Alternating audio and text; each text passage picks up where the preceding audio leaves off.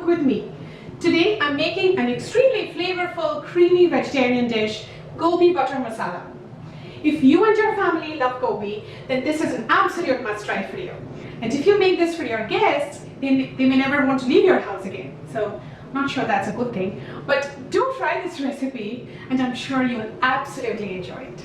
My channel, all about easy to follow, easy to implement, ingredients displayed on the right and highlighted for each specific step. If you like my channel, please do subscribe, share and like. So come follow along and cook with me.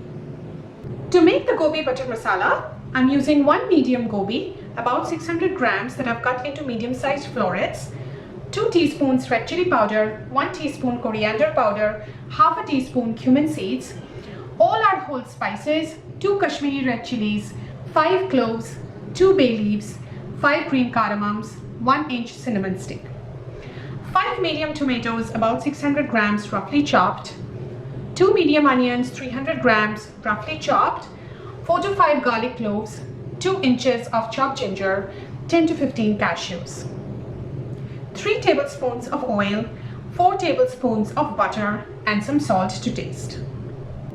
First, we are going to fry and cook all of these ingredients and make the smooth masala paste. For that, we need 2.5 tablespoons of butter from the 4 tablespoons that we need in total for this recipe, Kashmiri red chilies, cloves, bay leaf, green cardamom, cinnamon stick, the onions, garlic cloves, ginger, cashews, and the tomatoes. First, we are going to add 2.5 tablespoons of butter. Wait for the butter to melt and then we will add our whole spices. The butter has now melted, so we will add all our whole spices, the bay leaf, green cardamom, cinnamon stick, Kashmiri red chilies and the cloves, and fry this for 30 to 40 seconds.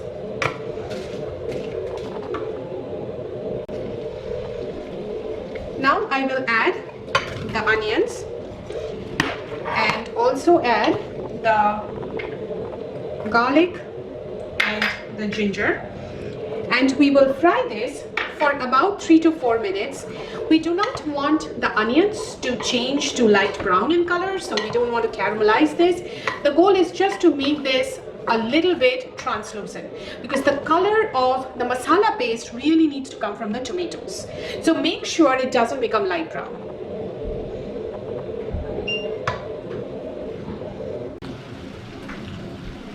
As you can see, the onions have changed color. It's become a little translucent. So now I will add the tomatoes. Mix all of this really well together for another 3 to 4 minutes. And then we will cover this till the tomatoes are completely cooked.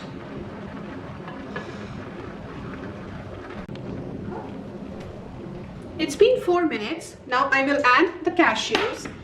Mix the cashews well. And then we will cover this with the lid and cook this till the tomatoes become completely mushy. It will take you somewhere between 10 to 15 minutes. So we will open this around 10 minutes and see if the tomatoes are completely mushy. If not, we will give it another 5 minutes. It's been 10 minutes, so we will check if the tomatoes are done. So we see that the tomatoes are still not done yet. So we will cover this back with the lid and keep it for another 5 minutes. It's been 15 minutes and now as you can see the tomatoes are completely cooked. So what we will do is we will let this cool down and then we will blend this into a very smooth paste. I have transferred the tomato onion mixture into a blender. Now we will blend this into a very smooth paste. I have blended the onion tomato mixture into a very smooth paste. Next we are going to fry the gobi with some of the spices. For that we need oil, red chili powder, coriander powder and gobi. I'm adding the oil. Wait for the oil to be heated up before adding the spices.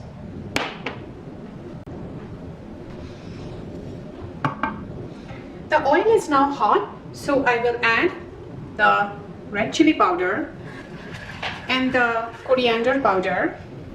The red chili powder, it gets very quickly burnt when added to hot oil. So make sure you keep stirring this. So we will fry this for 20 to 30 seconds and make sure you keep stirring continuously.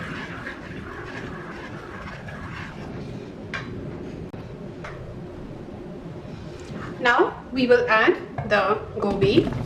You can also parboil this if you want, but I prefer to add it directly. So now we will fry this at a medium flame for about 7 to 8 minutes.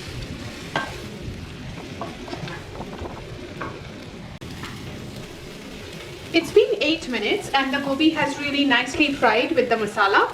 So we will now set the gobi aside.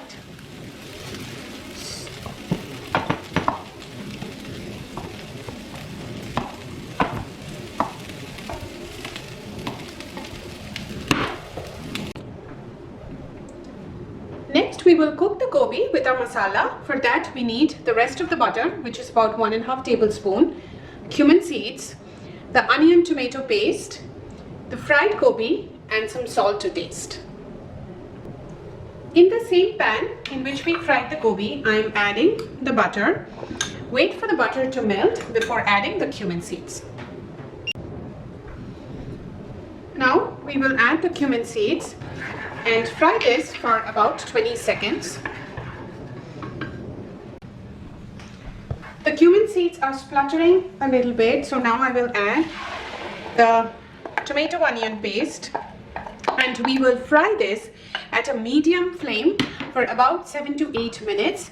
We really want to make sure that the gravy thickens up and the extra moisture dries away, so you will be able to see the color also changing as you keep frying this.